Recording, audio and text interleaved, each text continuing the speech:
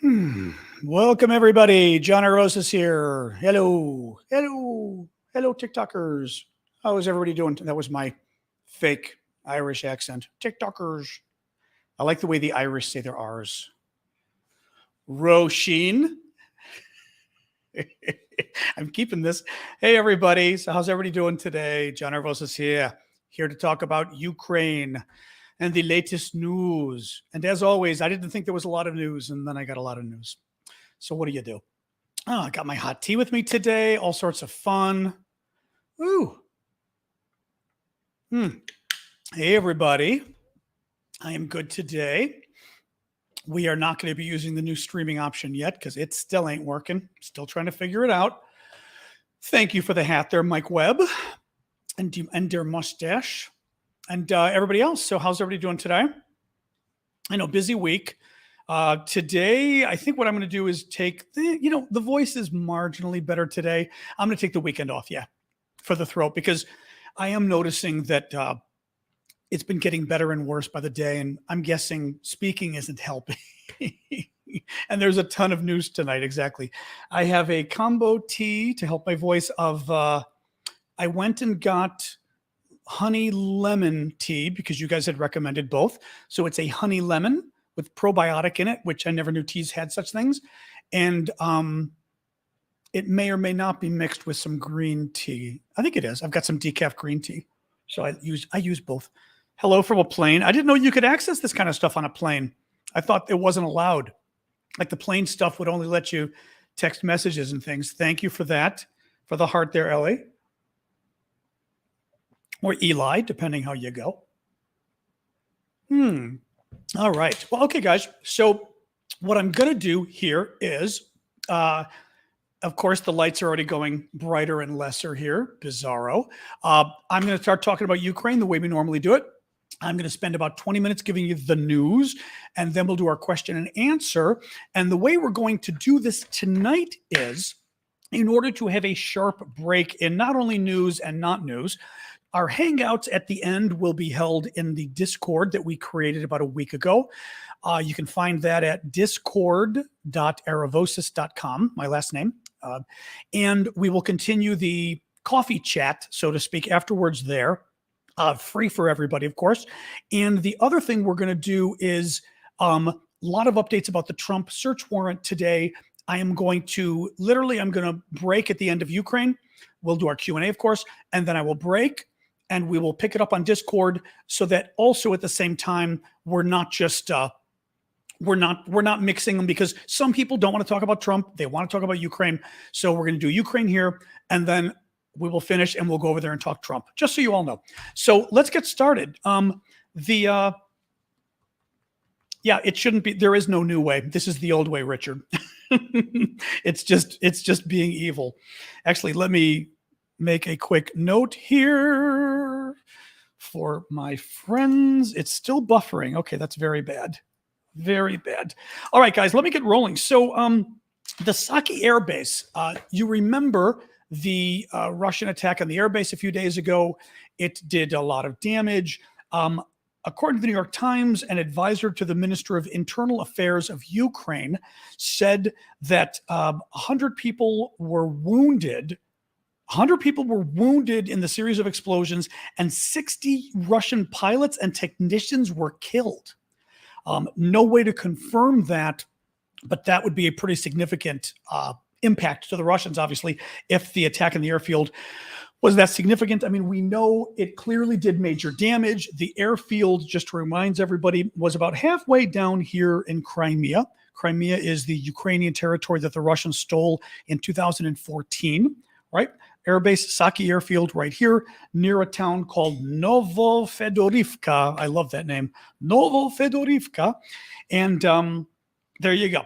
The British military report said today that at least 5 fighter bombers and 3 multi-role jets had been almost certainly destroyed or seriously damaged in the attack, which it said had resulted from the detonation of up to 4 uncovered munition. This is great. The planes blew up because they were near up to 4 uncovered munition storage areas. So the Russians as always, weren't doing their job. The Ukrainians knew the munitions were there. The Ukrainians blew up the munitions, and the munitions, in other words, the ammunition, so to speak, blew up and took the planes with it. New information on the Russian economy. The New York Times is saying that, the Russian economy contracted steeply in the second quarter as the country felt the brunt of the economic consequences of the war in Ukraine. The economy shrank 4% from April through June compared with a year earlier. Now, it's funny. As soon as I was reading that, I was thinking, that sounds better than we were expecting, because people were talking 15 to 20% drop in the economy on an annual basis, right?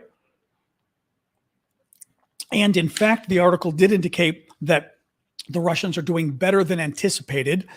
Some of the experts actually weighed in and said, the economists, and said, look, it's not like, basically, they didn't like the fact that people were saying that, oh, the economy will grind to a halt right away.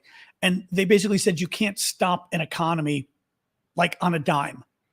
It still has a lot of momentum. There's still a lot of stuff that's working.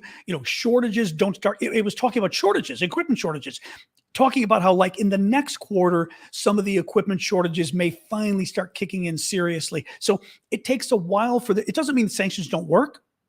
First of all, of course, it depends how you define work. Thank you, heaven, for the hat. It depends how you define work, of course. Some people thought the sanctions were going to convince Vladimir Putin to, find his better angels and leave Ukraine or not invade at all. The Biden administration had made clear at the beginning that that was not the goal of the sanctions. Biden himself said, I don't think any sanction is going to change Vladimir Putin's mind.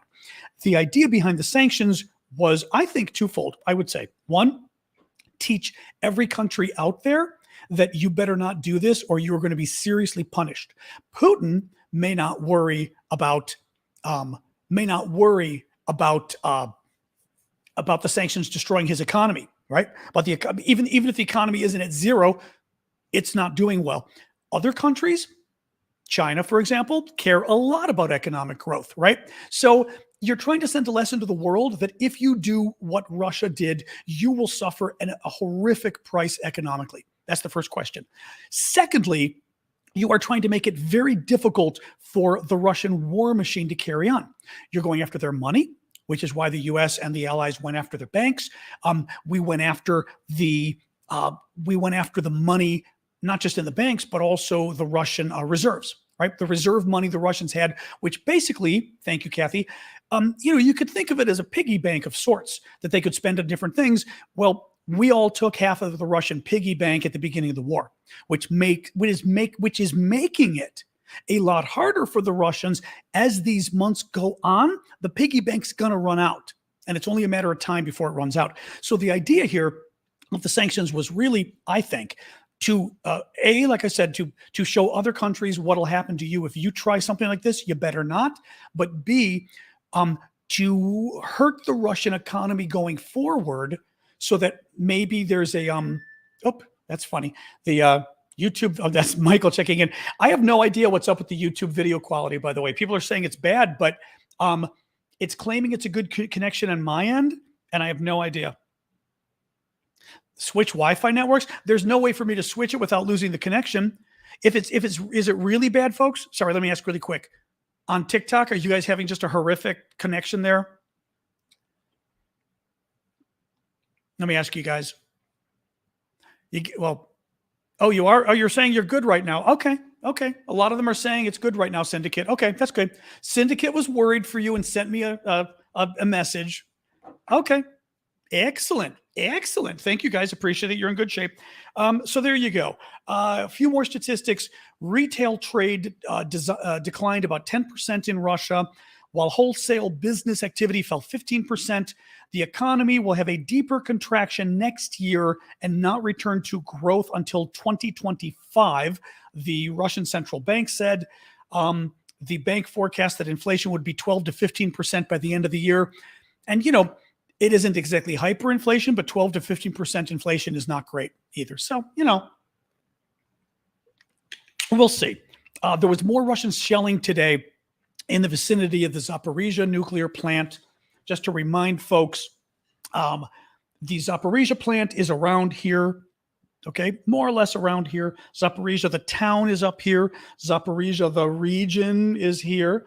So the plant probably isn't called, I think, is it called the Enerhodar nuclear plant or something? Because that's the actual town it's in, but we call it Zaporizhzhia.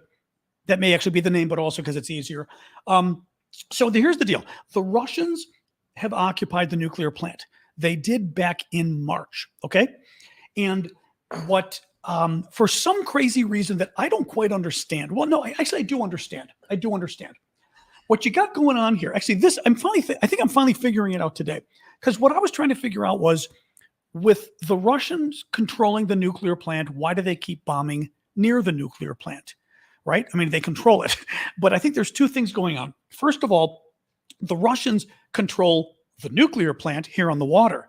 But once you go east, the battle lines between the Russians and the Ukrainian more or less go like this, more or less straight across south of Zaporizhzhia. Zaporizhzhia is free.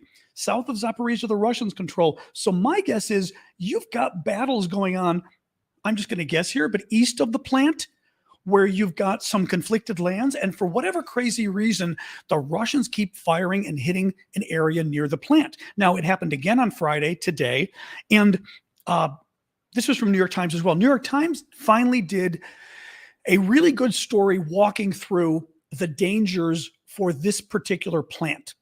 Because some of the things we were seeing, remember back at the beginning when there was also problems with Chernobyl, and people were saying, yeah, but this plant is built differently than Chernobyl, so it may not be as bad, and what could go wrong. So New York Times looked into it and basically talked to the experts, and there's a concrete shell on the site's 6 reactors, which do offer strong protection. I believe these are the shells that were put in place on sort of all modern nuclear reactors. You always hear them talk about how the reactors can handle a 747 jet crashing into them, right? So these are the shells put in place, and they're more worrying is the chance that a power transformer is hit by shelling, raising the risk of a fire. If a fire were to break out at the power, this is from the Times. If a fire were to break out at the power transformers, and the electric network was taken offline, that could cause a breakdown of the plant's cooling system and lead to a catastrophic meltdown. So that's the concern, okay? The concern isn't as much of a bomb hitting the reactor, because the protection on the reactor should be pretty good. The concern is these bombs are going to take out the electricity, and the electricity is going to take out the coolant, and the coolant means the rods, and these are the active rods, are going to melt down. It did add, which was interesting, that the threat would decrease in the case of a military strike on the dry spent fuel storage area. In other words, the fuel rods that are already used and are being retired are still nuclear, so they've got to be stored carefully, and they've still got to be cooled at least for a period of time to cool them down. But the reason it's not as important is, while used fuel can still be dangerously hot for years, it quickly loses much of its radioactivity, making any breach less threatening. So there you go. Although it did add, although if it were hit by a shell or missile, the radioactive particles would spread in the air. So then you've got what's called a dirty bomb in that case, right? So it's more a matter of, if the radioactive particles, the uranium, spent uranium, whatever it is, blows up in a bomb. I should rephrase this. Thank you, Bonnie. If a bomb blows up near the uranium and explodes the uranium in the air, you're still going to have microscopic particles flying through the air of radiation, and that is still going to be dangerous. It's going to be dangerous to anybody in the area. It's going to get in the soil. It's going to travel with the wind. Fallout, exactly. But it's going to be dirty bomb fallout rather than nuclear fallout. It's not going to cause a nuclear explosion. Thank you, Baby Shoe. That doesn't happen when you blow up nuclear material. A bomb nearby doesn't mean it turns into a nuclear bomb, which is something a lot of folks, misperception. Now you know.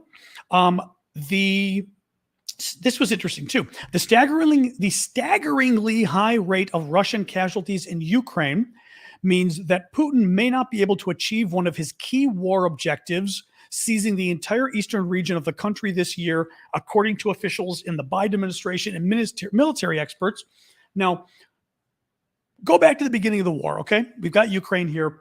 We know the Russians wanted to get Kyiv, the capital, in the first 3 days, and they probably rightfully thought that if they took the capital, We believe they sent a hit squad in to kill Zelensky, probably kill his family, kill Zelensky, take the capital, install a puppet, and all of a sudden, the puppet says, "Oh, we're fine now," right? And the war stops. But you now have puppet government in Ukraine is the idea.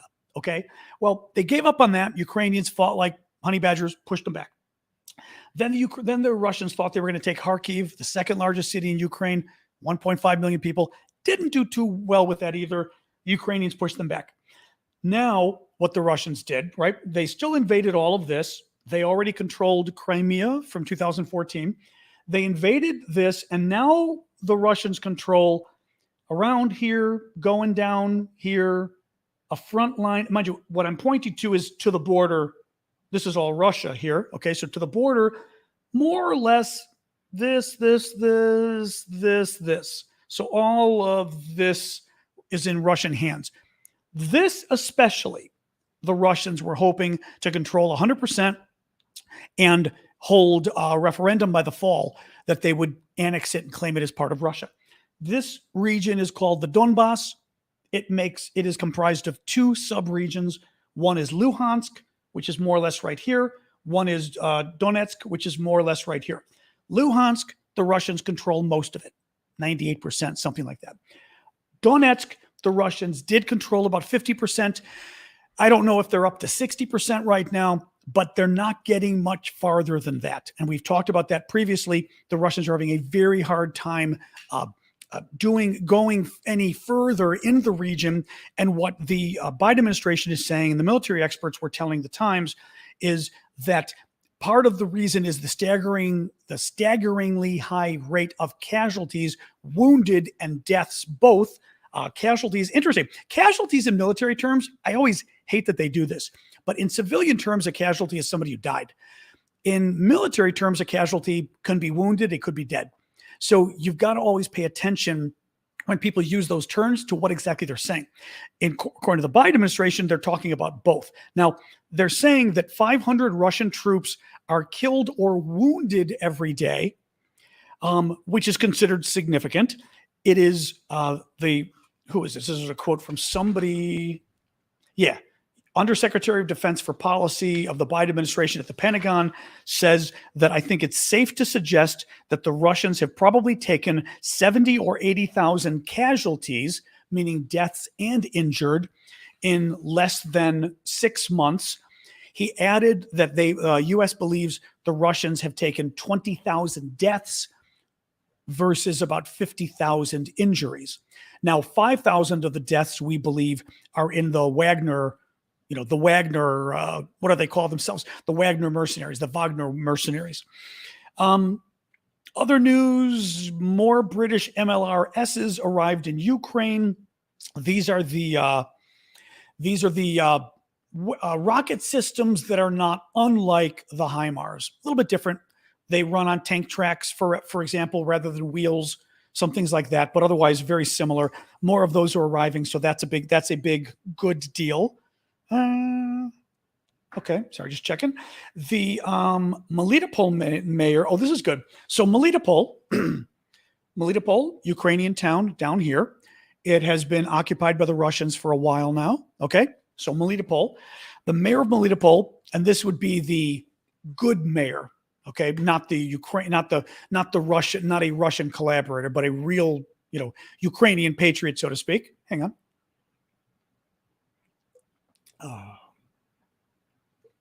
More hot tea for my voice. So the Melitopol mayor, Ivan Fedorov, said on August 12th, which would be today, that one of the heads of the election headquarters of United Russia, which is Russia's ruling party. So he's one of the heads of the election headquarters of this party in Melitopol, okay, was injured in an attack. And according to Fedorov, the mayor, he was head of the propaganda department. Excuse me.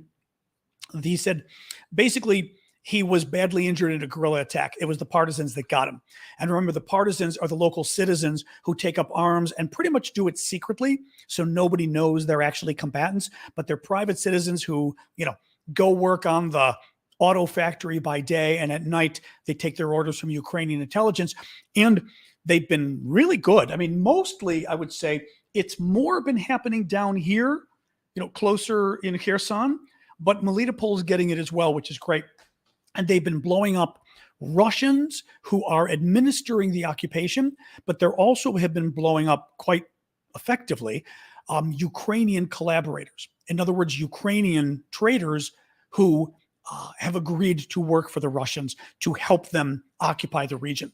And this is obviously important because it's not just a matter of degrading the Russian capacity to govern, but meaning by killing the occupiers and the people helping them, but you're also sending a message to other Ukrainians that you better not work for these guys because everybody who's working for them keeps getting blown up. So even people who want to be a trader are going to go, you know what? This may not be worth it. The Netherlands is joining the training of the Ukrainian military syndicate. Congratulations. They are going to be joining the UK, the British-led training that is taking place over the next several months for Ukrainian troops. The Dutch will start their mission in late August. And I think in the last couple of days, God, there's so many now. I can't even remember them all. The Norwegians are there. The Swedes are there. God, I'm forgetting who else. There were a number of different countries. Syndicate's not going, but Syndicate is Dutch. That's why I said congratulations. I don't think Syndicate will be heading over there. Not anytime soon. Oh, this is really cute. A Chicago team. Oh, I've got to see if I can find it on my Twitter. I was going to grab it for you guys to show you. It's really adorable. Chicago teens have raised money for Ukraine with a world record-breaking cereal box mosaic. Teenagers in Chicago have created a Guinness World Record-breaking mosaic of the Ukrainian flag using 5,000 boxes of breakfast cereal, raising money for Ukraine in the process. 15-year-old Michael Kocher says, we wanted to raise awareness for Ukraine. Donors have already pledged nearly $15,000. I want to find, like I said, there was a little broadcast on it, and I meant to grab it for you guys, and I just wasn't thinking. I don't know why. Hang on. Let me see. I think I must have retweeted this. Hold on. Yeah, I knew I did. Hold on. I'm going to download it and then show you. It's the easiest way. Here we go. It's cute. And actually the kid gets interviewed. It's just sort of interesting because he's got to, right, he's 15. I was going to say he looks like he's 15. All right, hold on. Here we go. Come on. There we go. All right. Oh, it's got little subtitles too. Oops. Hang on. All right. See if this is good enough. The subtitles might be small. Chicago teens have created a Guinness World Record-breaking cereal mosaic.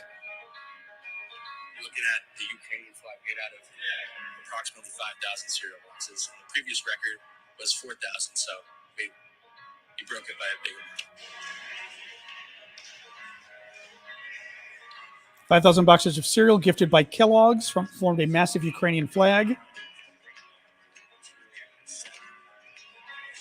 Corn pops for yellow. I thought it was cute. That was the end. They didn't grab the entire thing, but I thought it was cute. That was very cute. Anyway, and honestly, that's all I've got for news today. There was not a ton of Ukrainian news today. Yeah, it's early. I'm even early. All right. Well, nonetheless, we can do questions, and then you know what? If we end early, we'll mosey on over to the Discord and we'll talk about the latest on Trump. So, corn pop. That's right. I forgot about that. That's true. Corn pop. Richard Fisher goes, corn pop. That's the bad dude Biden beat up when he was young. That's right. I forgot about that. Oh my God. That is the funniest thing. Yes, Chicago is a city in Illinois in the Midwest where I am from. So very exciting. All right, guys, you are very welcome. All right, let me, I know I'm doing, I'm doing the tea for my voice, but it gets better and then it gets worse. But let me see if I've got, remember guys, I didn't say at the beginning, you can add questions to my Q&A. by going to, let me show you the Q&A in my profile. I mean, you can throw questions here, but they kind of fly by too quickly. I kind of prefer if you put them there where it says Q&A, my profile, Zoom right there, and for TikTok at least. That way, it's a little bit safer. So it's meaning it doesn't scroll off the screen. I can find it. You guys on everything else, you all feel free to put that in. Still coming, Andrew. Andrew Velhouse. Oh, hey, Andrew. Says, what happened to the Ukrainian massive counterattack offensive in the south? The Ukrainians, excuse me, the Ukrainians are saying that the attack on the airport, or the Russian airbase earlier this week, was the beginning of the counterattack. That was the beginning of the counteroffensive. It was the launch of it. They're saying. We don't know about that. From what I was reading, a lot of the experts were saying the Ukrainians would have to start the attack in the next week or two if they want to try to have enough success to like get back Kherson and even more before winter sets in. They would have to start pretty soon. So let's see. I mean, my guess is because of the other attacks we've seen so many attacks going on. Kherson especially, but also they've been doing Zaporizhzhia as well. And the Russians, by the way, let me move Andrew's question out of the way.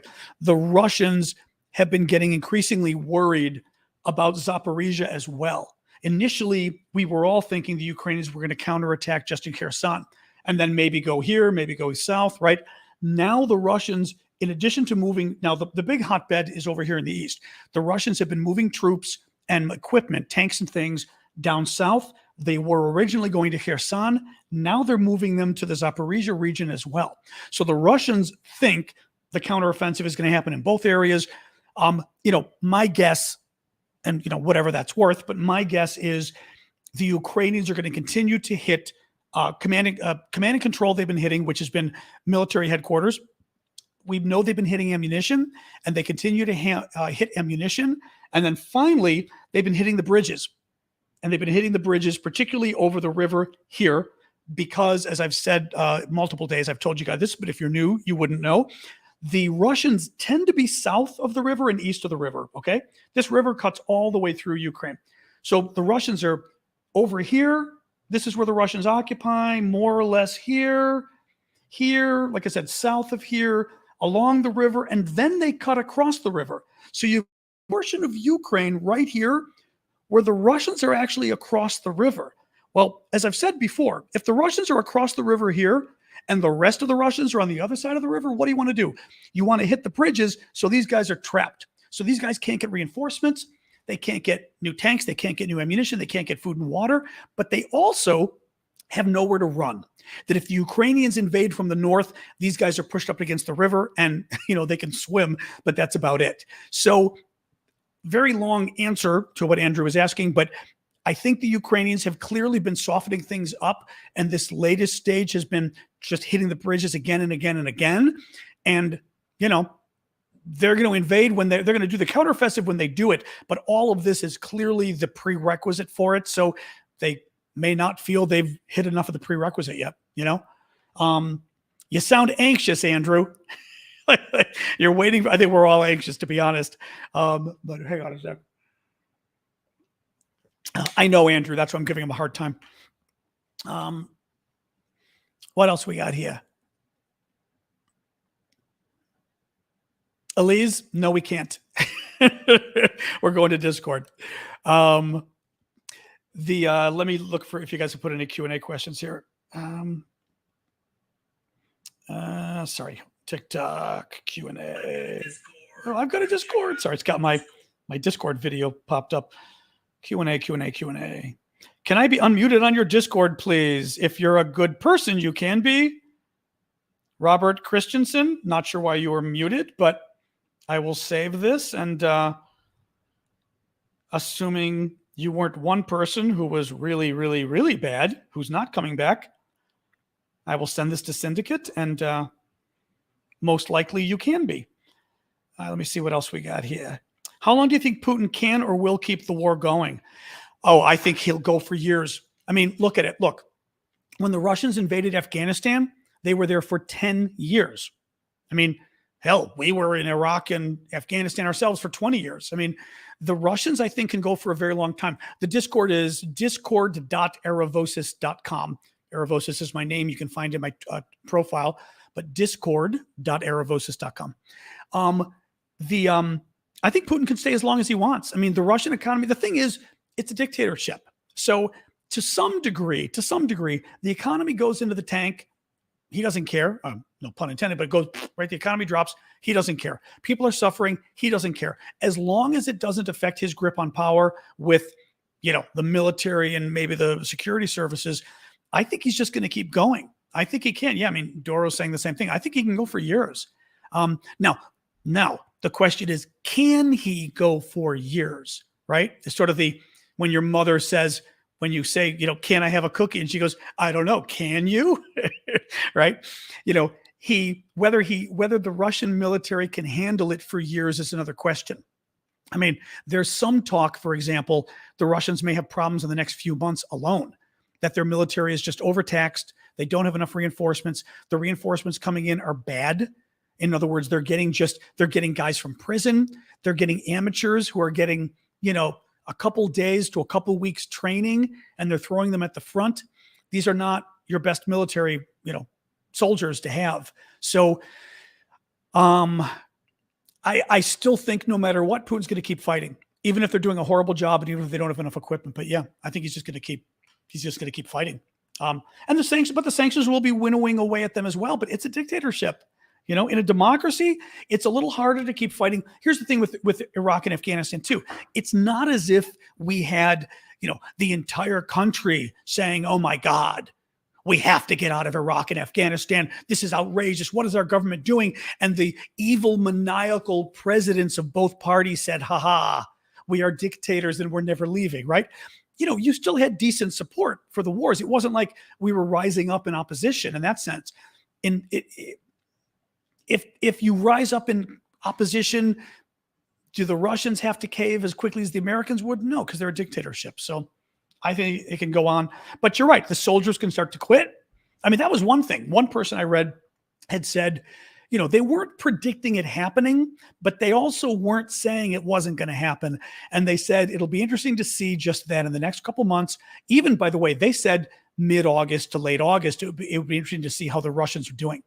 How the Russian troops are doing, that they don't think the Russian troops are going to be doing very well, even by then. But they said, as a result, you could have lots of Russian troops simply pick up and leave and simply say, this isn't worth it anymore. And we've already had stories, certainly, of Russian soldiers injuring themselves, which Webadeb is mentioning. We've had that. We've had stories of one guy, there was an intercept that I listened to, translated, of course, in English, and one Russian soldier was talking to his dad back home, and his dad was giving him advice on how to hurt himself to get out of the military. And I forgot, the dad had said, what did the dad say?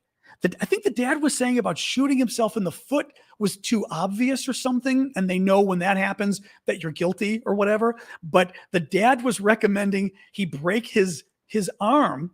And the description, because the dad was saying he did this when he was in the military, and he's describing to this kid how to wrap his arm in just the right way where, I don't even understand this, but he said, when you get to a door frame, you pull the towel and your arm hits the door. Again, I didn't even understand the mechanics of it. His father had thought this out quite well. And was telling, because the kid said he was going to throw himself down some stairs, or he had thrown himself down some stairs and it hadn't worked. Anyway, my point is this stuff is already happening, but you could see a hell of a lot more of it happening. Yeah, absolutely. Kid wanted to break his collarbone. Yeah, no, I mean, I'm not surprised, and I wouldn't be surprised if more of it's happening. Oh, okay. Nobody has been muted, I am told, on Discord. You might want to check. Okay. Yeah. Sorry, but Syndicate is saying you may want to check the emoji. Go to the Who Am I page where it describes who I am. And at the very bottom, when it ends, there's a green check mark, almost where you'd see a PS.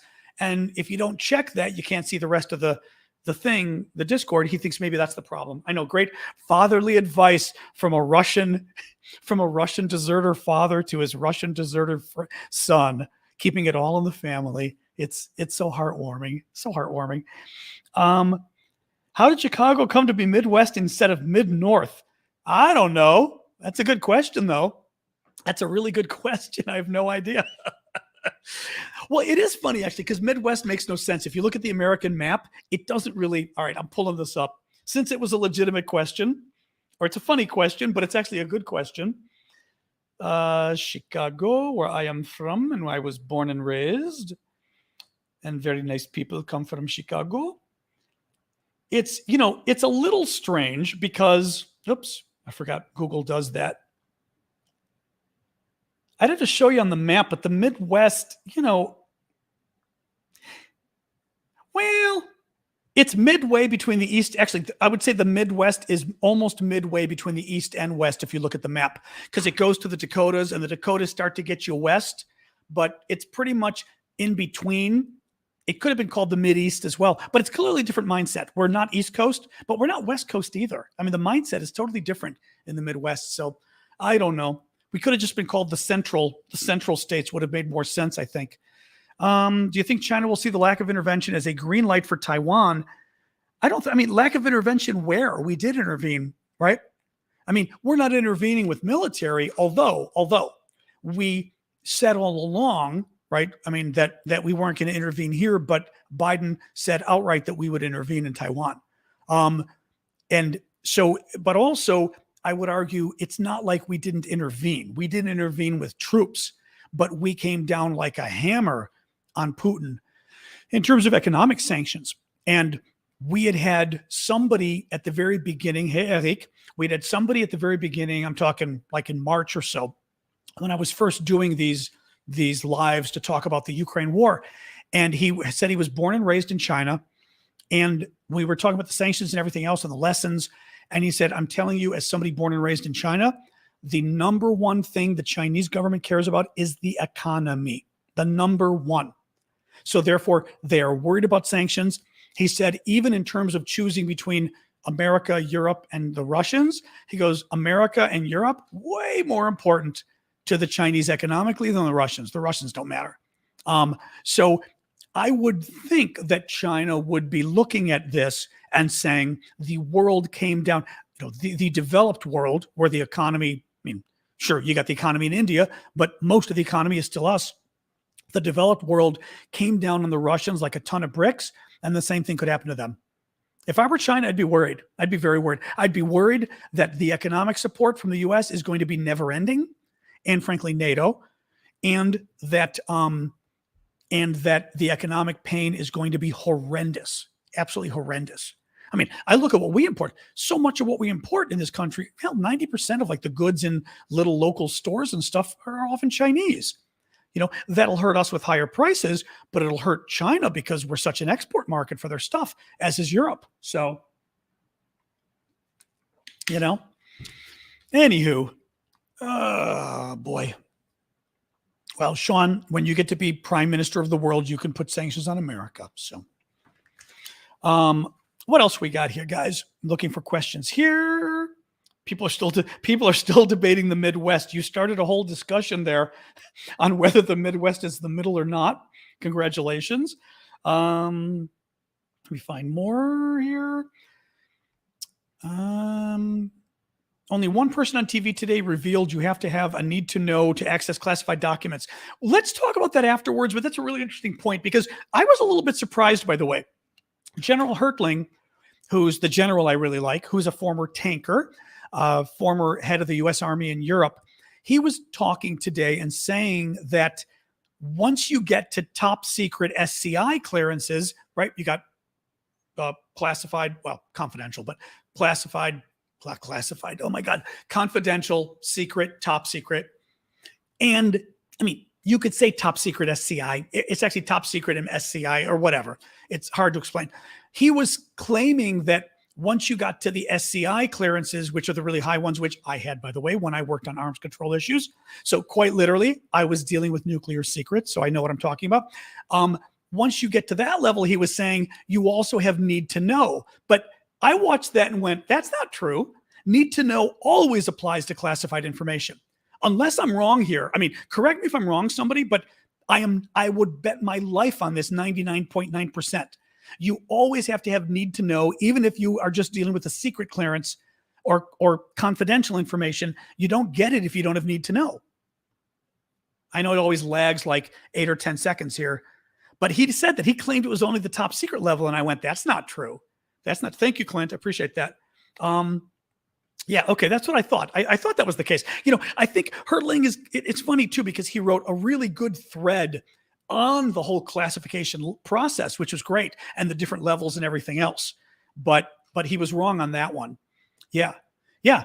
And need to know isn't just top secret though. It's also for the other levels as well. Yeah. Yeah. Yeah. SSBI? I don't know that. Huh. Well, you can though, but you could though, Oliver. I mean, Oliver's saying who's telling someone a secret that doesn't need to know. The thing is, you could think you have a need to know and you request some documents or some information, and the folks in charge could be, you know what?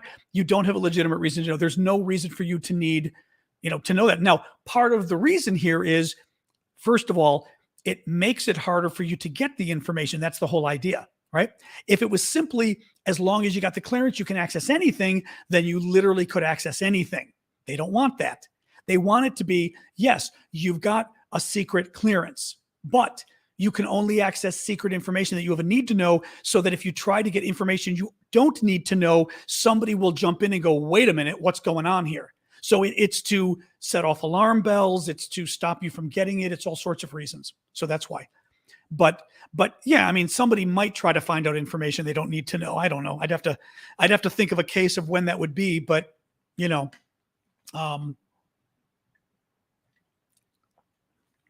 nothing because I have no need to know. There you go. Exactly. What else we got going? Oh, I see you guys are still trying to help over here.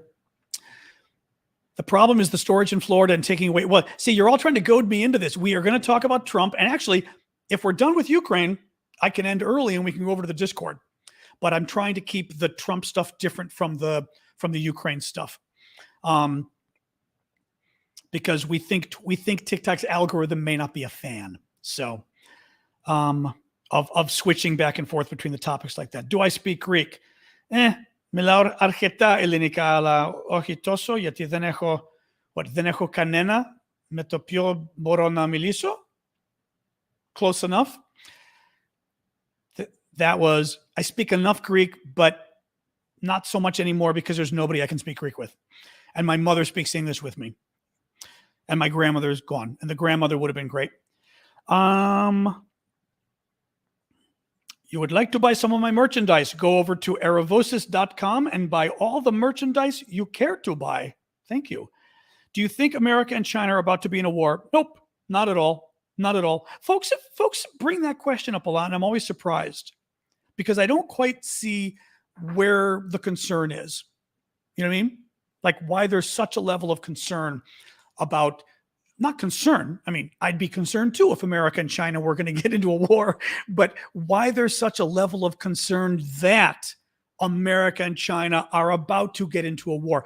I just don't see that possibility on the horizon. I don't see us being more likely to be at war now than we were months ago. You know what I mean? Now, the concern comes from Taiwan, sure. I mean, there's more concern about Taiwan. I still think it was, even though, now the U.S.'s policy has always been this strategic ambiguity where we don't say that we're going to go to war over Taiwan, but we don't say that we won't go to war over Taiwan. And I kind of feel like, why don't we just make our policy that we will go to war? Like, why not just say, yeah, we'll go to war over Taiwan? I mean, if that's the case, why not just say it? I don't get it. I guess some of the thinking, which strikes me as odd, is that like, if we say it, that could force the Chinese to invade. And I'm like, well, but that doesn't make sense, because if it's ambiguous, the whole point of the ambiguity is to make China think we might go to war over Taiwan. Well, if that's going to stop China, then knowing we would go to war would stop them even more. So I don't get it. I don't get it. Nothing more than the explosions in Belarus. The only thing was the Belarusians were claiming it. Remember, they were working on a new engine at 11 p.m. at night, and something blew up. And it was like, sure you were. That great Belarusian military work ethic, working at 11 p.m. on a weeknight. It's like, sure, okay. I mean, maybe, right? Maybe. I'm just not sure I don't remember what the argument. I mean, we studied it in school, but that was 30 years ago. 30 plus years ago, what the argument was behind strategic ambiguity being useful in this case. Thank you, Puck, for that. I don't get it. In any case, anyways, my point here is Biden was not ambiguous. Biden came right out and said, yeah, we'd go to war. Yeah, we'd go to war. And everybody kind of freaked out at him. But I think that I think put the Chinese on notice that this is clearly, whether or not it made sense for Biden to say it, it's clearly what Biden is thinking. And if I were China analyzing this, I would say clearly this is what Biden is thinking, because he speaks his mind. Sometimes he shouldn't speak his mind, but he speaks his mind. So Biden's mind is we go to war if they invade Taiwan. So in any case, like I said, I don't see it being smart for China. I could see China saying, no. I could see China, on one hand, somebody saying, well, look, China, the US and NATO are very busy with Ukraine and Russia right now. Now is the perfect time to invade, because the US military would have to fight 2 wars. And that is harder. They may not have enough equipment, blah, blah, blah. But the counter argument to that is, look what we did to the Russians and we'll do it to you. And in China's case, that's going to be devastating to the economy. Oh, Andrew's weighing in. Has to do with the one China policy and 3 communiques saying we would intervene. There is no one China, or China would think so. I mean, I know. Maybe it is. It's all part of that crazy diplomatic nicety crap, which I've always found just ridiculous. I mean, it's just, we're not allowed to, for example, the gay games or whatever they were, World Pride, but LGBT Pride. World Pride was supposed to take place in Taiwan in like 2025 or 2026 or something. And they just canceled it because the Chinese got upset that they were calling it Taiwan Pride or something, or Pride Taiwan. And it just didn't even make sense, but somehow they felt like it was legitimating Taiwan as a country and blah, blah, blah, blah, blah. I don't get it. I just don't get it. But in any case, this is China. At the UN, they freak out like this. Somebody was telling me was it somebody with a nonprofit telling me, or was it an article I was reading, that the Chinese went nuts on them to make them change the name? What did they do? Somebody was trying to get money, and they applied to a bunch of different countries or whatever. And because they were doing something with Taiwan, the Chinese made them like change everything and drop Taiwan and drop everything, even the name. Point is, yeah, there's a lot of diplomatic nicety here that I don't subscribe to, but whatever. China is the number 1 chip maker in the world for the high-end chips, correct. And it is critical to America, which is also why we would never let it happen. That is correct. That is correct.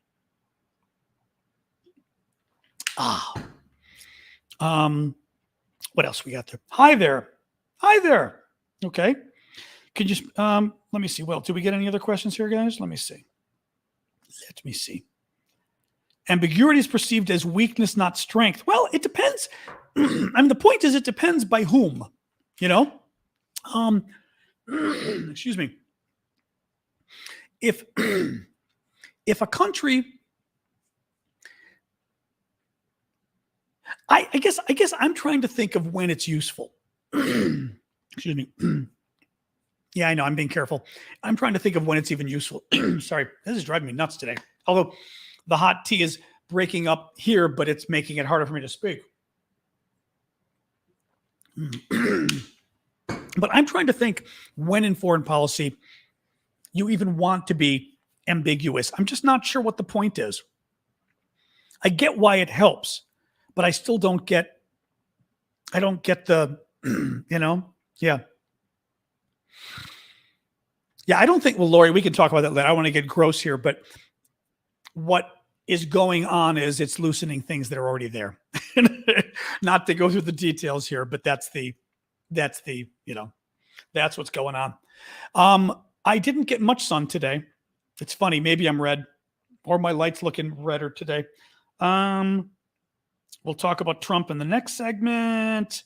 Amnesty International reported Ukraine military firing from civilian areas. We have been talking about that for days.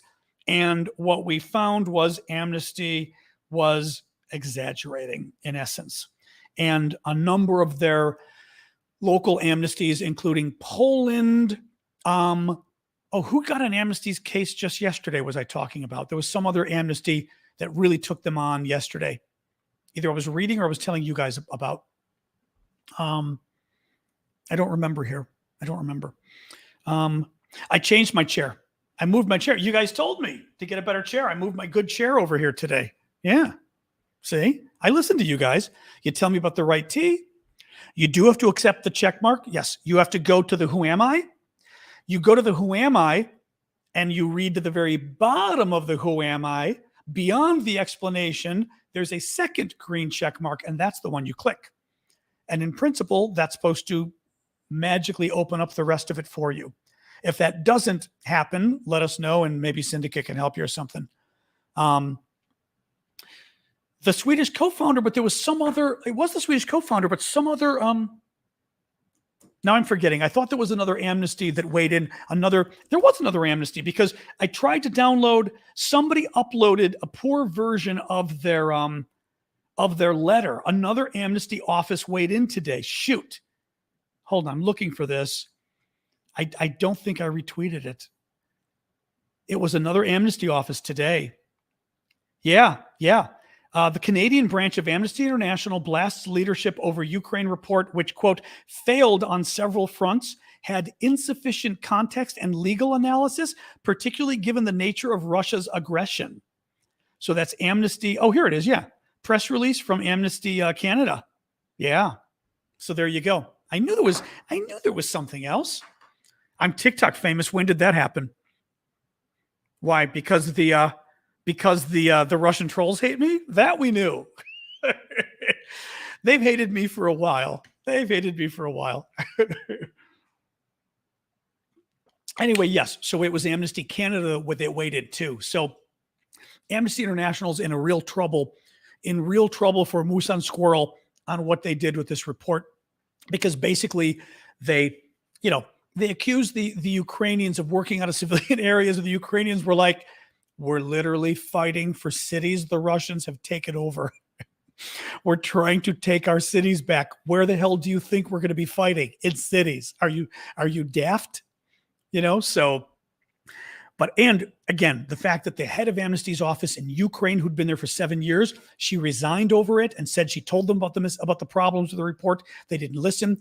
Amnesty Poland came out and basically criticized. Can you create a U.S. politics chat? What do you mean, over on the Discord? If you mean over on the Discord, we can. Sure. You can find the Discord. It's discord.aravosis.com. Here, I can even type it in for you. Hold on, I will do a comment. Let me type it in. Aravosis. Make sure I type it in correctly. Discord.com. And that is my Discord. There you go. That's my Discord. So you can check it out. It's free. There are paying levels as well if you want to support me and be a good doobie. I appreciate it. But otherwise, oh, you're there already. Okay, good. Yeah, let me see. In principle, we can if folks are going to use it. I mean, I don't want to have too many categories because we've already got a lot there. But he is letting. Yes, Putin is letting. Well, basically, they're going to the prisons in Russia. The Wagner Group is the one doing it, and they're going to the prisons and they're talking to prisoners. I don't know whether I suspect they're going after prisoners who have formal military experience. But then again, knowing what the Russians are going through, they're kind of trying to sign up anybody they can. So maybe they're not looking for military experience. I mean, they're looking for it, but it may not be a prerequisite. But the Wagner Group already visited like 10 prisons from an article I read maybe a week ago. They'd visited 10 prisons and had, I don't know, a couple thousand men sign up already. And they promised them that if they fight for 6 months, they will get out of their prison term. So there you go. The Discord is a continuing conversation about politics. We discuss Ukraine. We discuss other U.S. politics, international. That's why I'm moving the Trump discussion over there, because this discussion here, we do have people coming by for Ukraine. I didn't want to mix the two because some people want Ukraine, but they don't want Trump, so to speak, discussed. But it's politics overall. But, my take. So it's U.S. politics strongly, but world politics. I mean, people are free to talk about world politics, but we have a lot of different subjects. And there is a hefty discussion about movies and travel and TV and recipes as well, because a lot of us are geeks when it comes to food too. So we like our food discussions. All right, guys, 5 more minutes before I move us all over to the Discord for Trump. And there's a lot of Trump stuff today too. And actually a lot of new stuff that I learned on how, on the story. So I have actually useful stuff to give you. Let me see here. Looking to see if anybody else threw another question here on TikTok. Let me see. Beep, beep, beep, beep. Doesn't the U.S. legitimate an invasion of Taiwan by the PRC by saying there is only one China? The U.S. doesn't say there is. Oh, I see what you're saying. The U.S. doesn't say there is one China. Do we? We don't say there's one China. Oh, I guess we do. I'm sorry. I'm forgetting. This has been decades since I've delved into China policy. Do we say one China, but we don't say which China? Is that the way we do it with the one China? Is that the idea? The Discord link is discord.aravosis.com. Somebody help me here. I don't know if any of you who don't deal with China policy more than I do. I just don't remember well enough. But this may be where the ambiguity comes. This is starting to come back to me.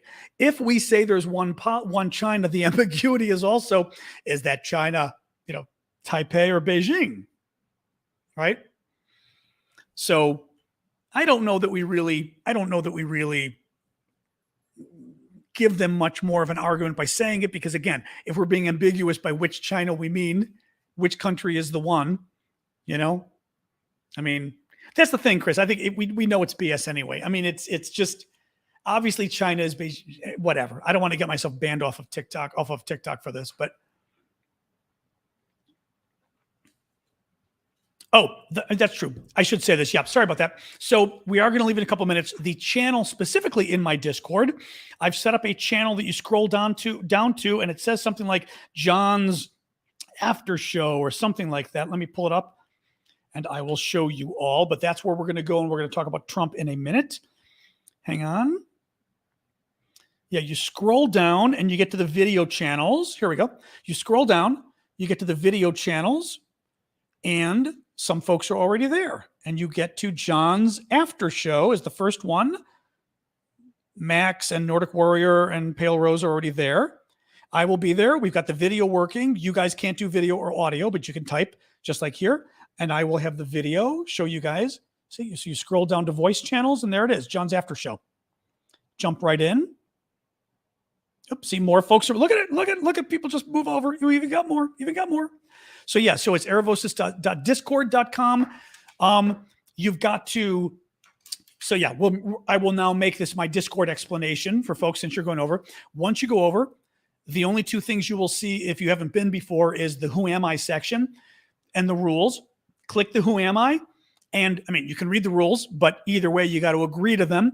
Click the Who Am I, scroll down, and it'll tell you, make sure to below to click this little green check mark, and you'll see the below. You will also see at the very end, not the description, but at the very end, you'll see that blue check mark that says click this.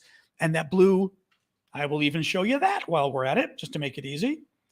And you got to check it or you can't see the rest of the chat. So let me show you. Oop. The auction's insane. The auction's already up to I think we're up to 100 on the auction. Oh, that was the README. Hang on. Yeah, the auction's up to $100 for the Ukrainian patch. I'm very impressed. Remember, 100% is going to go to our Ukraine charity work. It's not going to go to moi. Eventually, I'll be taking some of the auction money, but not yet. So yeah, so you'll scroll all the way down. Oops. You'll go to the Who Am I? All right, all of you. You'll click on Who Am I? You'll scroll all the way down, and at the bottom, there's that little green check mark that says 208 right now. That's the thing you click. All the way down at the bottom of the Who Am I? The green check. Well, it's a white check mark in a green, I guess, but you get the idea. The green box. You touch it, and that tells the system that you have. I mean, you don't really need a computer. It'll work on iPads. It'll work on iPhones. I use it as an app on the iPhone. Is how I use it. We don't have too many mods there yet. It's me and Syndicate because we haven't needed them yet, but we will have more mods there. Probably not a ton, but we will have more. Yeah, the Salman Rushdie story was awful. I'm just wondering, Syndicate, if we need to help anybody a little more. Discord is telling me I can't send messages. Have you gone through the Who Am I? Scrolled all the way down and hit that little button. Once you hit that little green check mark, you should see the rest of the Discord open. So all of a sudden on the left now you're seeing the VIP channel, the regular channel, all sorts of things. TikTok? No, this is a whole separate different thing. Yeah. The website is discord.aravosis.com. And by the way, if anybody gets confused to the web address on TikTok, go to my profile, go to the beacons link, and you go to the URL that says beacons. It's the only link in my profile that says beacons. You click it, and the very first thing is the Discord. See, the very first topic, join my Discord. See, continue the chat in my Discord. You click it. It'll bring up a little page that says accept the invite, and go from there. There is a check mark at the end of the Who Am I? You can join for free, correct? You've got to accept the invite first if you go this way. Syndicate, I should have sort of predicted this was going to happen, though, that people were going to have some issues. Yeah, Salman Rushdie was stabbed this morning. Let me pull it up for you guys one more time again, the Discord, to show you. Oops. Oh God, now it's doing that. Okay. But yes, when you go to the Who Am I, you scroll all the way down and there's going to be a little green box there at the very bottom. We are moving to Discord now. I'm just trying to answer some questions because it is hard for people to kind of figure it out. I don't know, Rowan. I think sometimes, tech, sometimes things are goofy, not working on your iPad, clicking the little green box. I know. I did not, Lori. I did not. Certainly not a Discord. I had not even thought of even the auctions. I was afraid the auctions wouldn't work. I mean, we can hang out for another couple of minutes just to make sure folks are able to do this because I know this isn't easy. Certainly, when I first got on Discord, I got confused.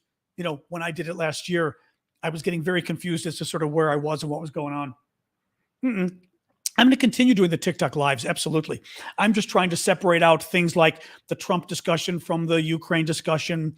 And a way to do it, since we're still talking, is to have folks just move over there, because that way we're still talking right now anyway. But it gets us away from the problem of, like I said, a lot of the Ukraine folks don't necessarily want to talk Trump.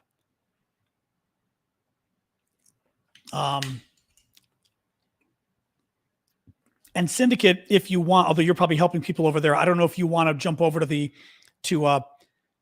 TikTok and help folks. And yes, and then I'm skipping the weekend lives, but I will be all over the Discord this weekend, so that'll at least protect my voice. I can do the quick recap now that we've already lost a lot of people. I should have done the recap earlier, but hang on. Yeah, let me do the quick recap while you all are figuring out how to do the Yeah, I'm going to contact somebody and let them know about the buffering too. Hang on. And after I don't have it handy here. Anyway, I will put that over here so I remember to contact somebody about the buffering. But why don't you all keep trying to? It's in my beacon. It's in my beacon link. If you go to the link in my profile, and Syndicate, I don't know whether folks need the app or not. I was doing it forever without the app on a desktop, on a laptop computer. You are on Discord. There you go. And then I finally realized there was an app. Thank you, user 16. That there was an app for my Mac, so I use it now there. But on my phone, I'm using the app for my phone. Yeah. Yep. So there's that. My beacons link. You simply go to my profile in TikTok. So if you go to my TikTok profile, right? That's my TikTok profile. Below it is my, oops, come on. Trying to scroll my video. There's my videos, but we go all the way to the top again. That's my profile, right? Aravosis, number of followers. You go in more closely. Look at that. URL, HTTPS, beacons, blah, blah, blah. Touch that link. And once it comes up, the very first thing is a little introduction box, your support, join my Discord. Click that. And that should be the way.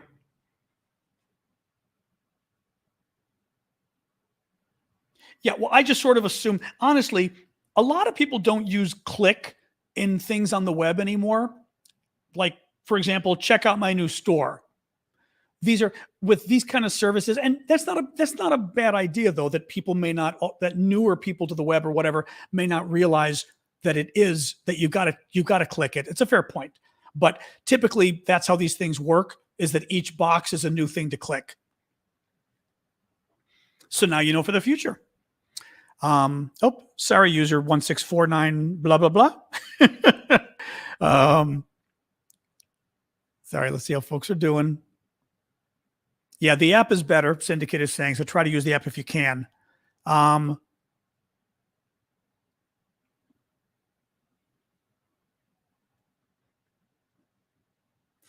right, Syndicate, I'm just wondering when we finally just move over. I don't want to not keep helping folks, but at some point, it's not easy to do. Honestly, at some point, we almost ought to just have a live about Discord and we just help people get on and stuff. You know, I feel like that may be the better way to do it. Donations to me, I've got to pay taxes. I've got to pay taxes on your donations to me. Yep, under U.S. law, because the donations are for. Even though the donations are gifts, they're gifts for my work. They're gifts because you like my work. So, I mean, it's weird. It's kind of complicated, but I am more conservative about those kind of things. So, and play it safe. So I consider if you give me a tip or something, I like a tip in a restaurant, right? I consider it taxable. And I am pretty much sure that the IRS would as well. Yeah. It's so any of that stuff you give me is any of it's going to be, I pay taxes on. I have to.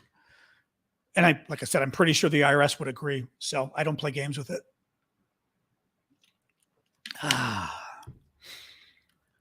Okay. All right, guys, I am going to move over. The problem is, of course, it's going to cut you guys off of TikTok when I move over. I apologize, but they're still discussing it over on YouTube. If you want to go there, it's John Aravosis DC. John Aravosis DC is my TikTok. You could always go there just to ask people for more help. The quick recap. Oh, that's right, the recap. Okay, so the attack on the Saki airbase, the attack on the Saki airbase. The Ukrainians are saying 60 pilots and technicians were killed, 100 people were wounded.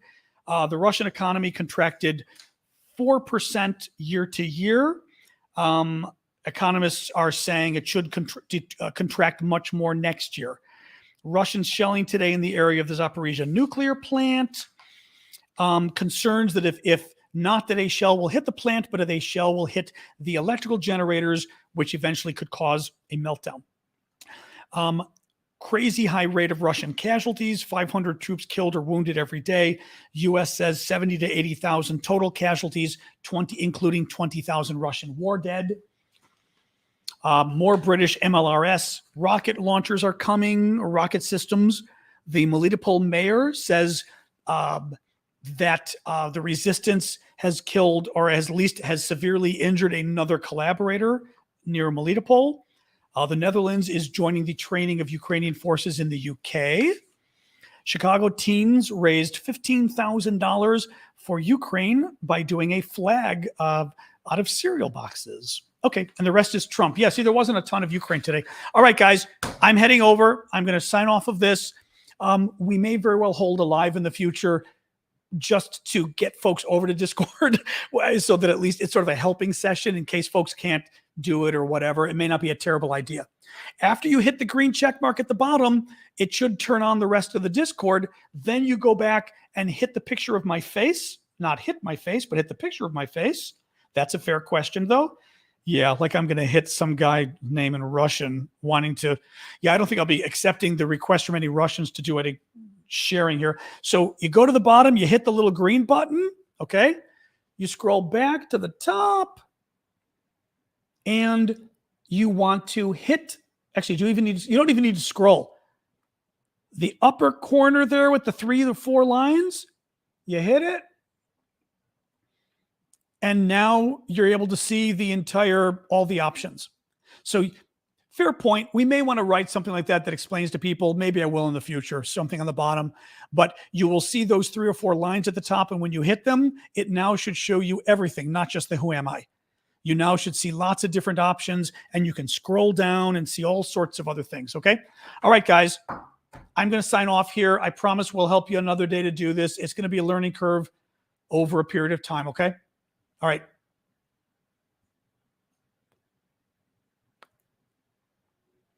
All right. Sorry, TikTokers. All right, guys, I'm going to get off of here too and go over there. Bye.